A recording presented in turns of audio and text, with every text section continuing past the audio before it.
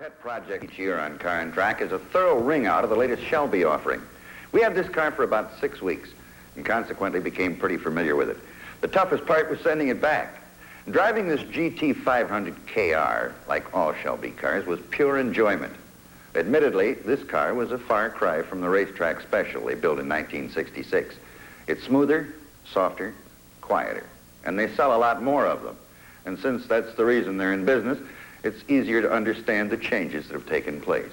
But like them or not, even the hardcore automotive enthusiast has to look twice at the king of the road.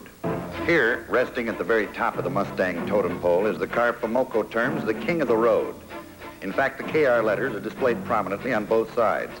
And in some highly competitive circles, this title can become quite argumentative. In short, the owner of a Shelby can get a little bit tired of proving to every hot car on the street that his Cobra-ized Mustang is truly the king of the road. In fact, we felt that it was tucked neatly within the shadow of the 1966 Shelby offering. Our test car, as you can see, was the fastback model, which we felt had lines far superior to the convertible. However, rear visibility was not the best, due to the back window being about as flat as a poker table. The rear end tapered back to a built-in, not bolt-on spoiler. These air scoops draw immediate attention and tend to separate it from the average Mustang look. At least they did. Now the 69 Mach 1 has adopted them. The top scoop is functional, the bottom one is a falsie. The Shelby did all of its accelerating, cornering, and braking atop these E70-15 wide oval tires, and they do make a difference, in hard, fast cornering especially. And they're mounted on a 108-inch wheelbase. As in the past, the GT 500 lettering is on the front rocker panel. Only now the KR, King of the Road, has been added. And above it is a big, bold red 428 Cobra Jet insignia. You might have more fun without any of these. And here's the fangs of the Cobra, 428 cubic inches worth, delivering an advertised 360 horsepower at 5,400 RPMs. With 459 foot-pounds of torque at 3,200 RPMs. It squeezes out a 10.5 to 1 compression ratio and has one 4-barrel carburetor. Shelby is really posh and a far cry from the rough and racy 66 version.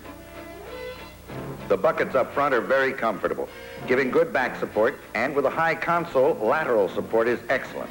The suspender-type shoulder harness is the best in the business. It'll give when you move against it slowly, but the slightest jerk will lock it up tight.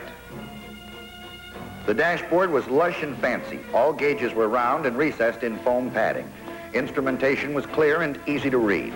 The gas gauge required constant checking. This car was thirsty all the time. The steering wheel was adjustable up or down for individual driver comfort and was the tilt-away type, which makes it a little easier to get in and out.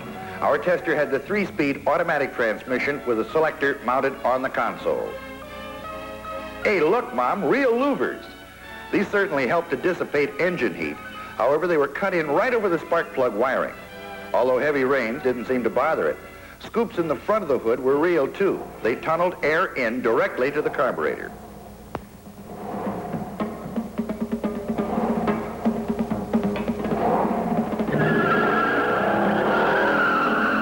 It's happy time.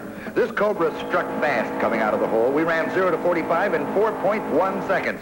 That's quick enough to get the attention of any nearby officer.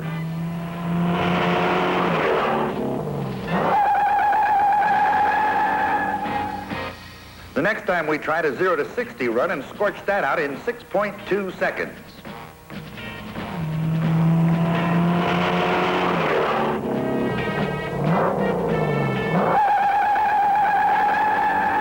The third time off the line, it took us 9.7 seconds to kick our speedo up to 75 miles an hour. Our best run through the corner was done in 14.5 seconds at 101 miles an hour. The brakes on our Shelby left a little to be desired. From 30 miles an hour, it took 41 feet to stop. We had discs up front with drums in the rear. From 45, we ended our forward motion in 66 feet. After about 15 minutes on the braking course, heat buildup was intense. Smoke was billowing out from under the front fenders, and the pedal faded to about a half-inch from the floor. Our shortest stopping distance from 60 miles an hour was 161 feet. After 4 or 5 panic stops, we had to stop and let them cool down.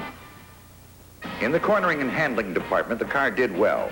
It has a softer suspension than the original version, but it hangs well in the corners, and in some cases was quite forgiving.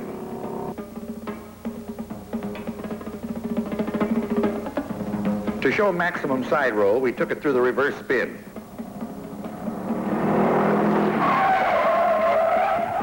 She went through it like a veteran. Recovery out of the spin, excellent. This latest Shelby offering has a far more comfortable ride, obviously catering to that segment of the buying public that wants power and comfort. Softening it up, plus adding more chrome and flash, has definitely improved the upward climb of the sales charts. Still, body roll was not excessive. In hard, fast cornering, the front end will wash out a little, but with all that power up front, it's easy to control through a four-wheel drift. This is a 60-mile-an-hour cornering shot in ultra slow motion.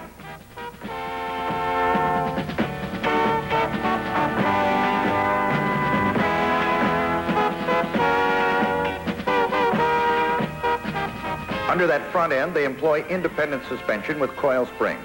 In the rear, they use the Hotchkiss suspension with semi-elliptic multi-leaf springs. You might get a lot of arguments as to whether or not the new Shelby is king of the road. The people that own them love them, and those of us that don't would sure like to.